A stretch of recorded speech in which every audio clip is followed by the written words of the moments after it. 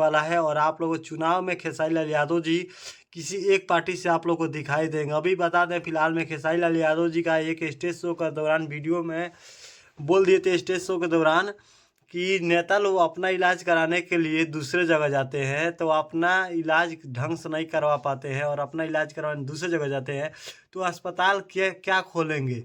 दोस्त भाई लोग नमस्कार प्रणाम, कैसे और आप लोग बता दें खेसारी लाल यादव जी राजनीतिक में उतर चुके हैं।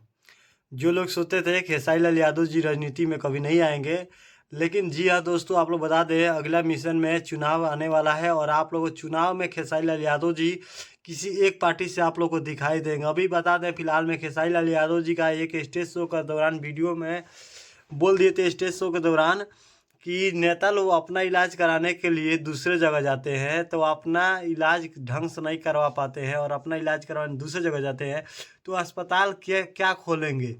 दोस्तों उस बात को लेकर खेसारी लाल यादव जी का इतना ज़्यादा चर्चा हो रहा है, इतना ज़्यादा चर्चा हो रहा है कि आप अंदाज़ा नहीं लगा सकते। और आप सबको बता दें खेसारी लाल यादव जी का इस बात को लेकर पूरी दुनिया पूरा आज चल रही है और बोल रही है कि खेसारी लाल यादव जब बोल रहे हैं तो कभी झूठ नहीं हो सकता है कि जब अपने इलाज के लिए वो दूसरे जगह जा रहे हैं तो हम लोग को इलाज के लिए कहाँ से अस्पताल बना देंगे।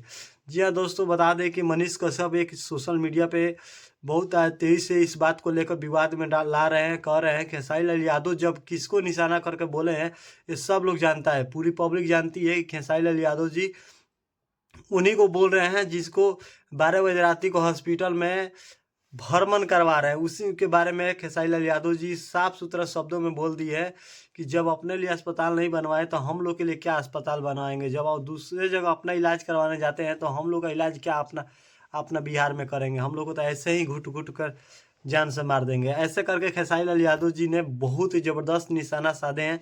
और आपसे बता दें खेसारी लाल यादव जी बहुत जल्द चुनावी दौर में सामने आने वाले हैं और हो सकता है तो कहीं उतरेंगे भी। चुनाव आने दीजिए, समय का इंतजार कीजिए, बस माहौल तो बना ही है पवन सिंह जी का।